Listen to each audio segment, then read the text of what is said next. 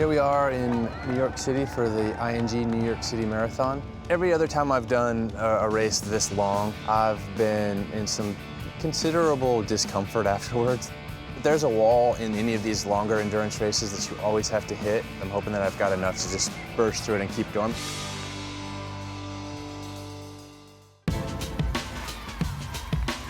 Yesterday's race was by far my best marathon experience. I felt like I gave everything I possibly could have.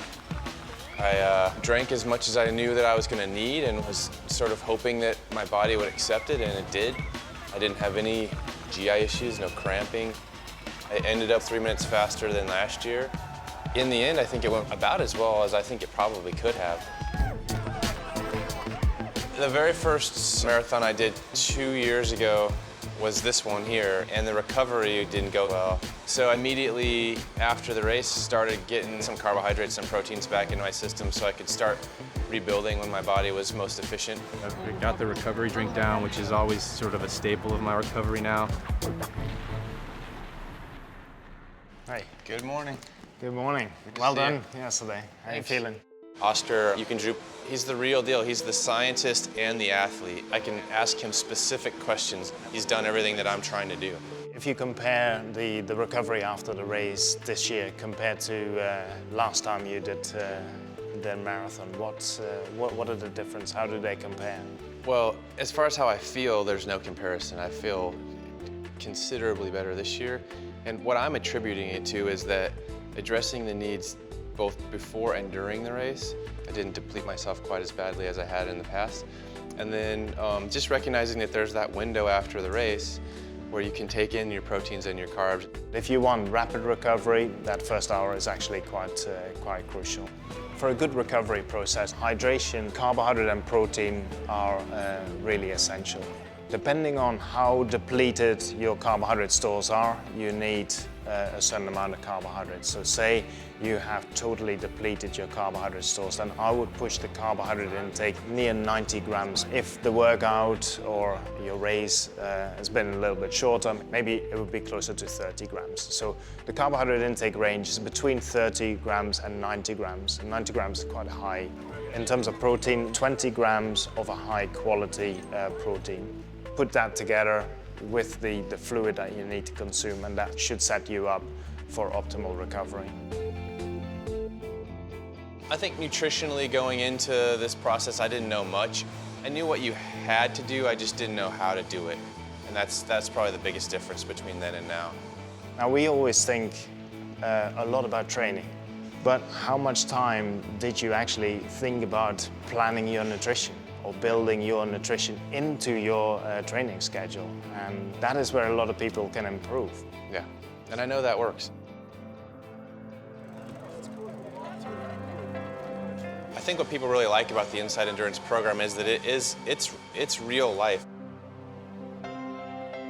I'm certainly not a professional. I'm an amateur like a lot of the people who are watching are. I still have a job and a family and kids.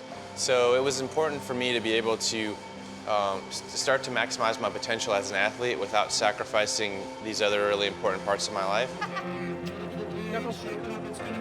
Back in July, Gatorade approached me to see if I could accept some challenges and work with their scientists and athletes to see if science and nutrition could help me improve my performance in endurance events.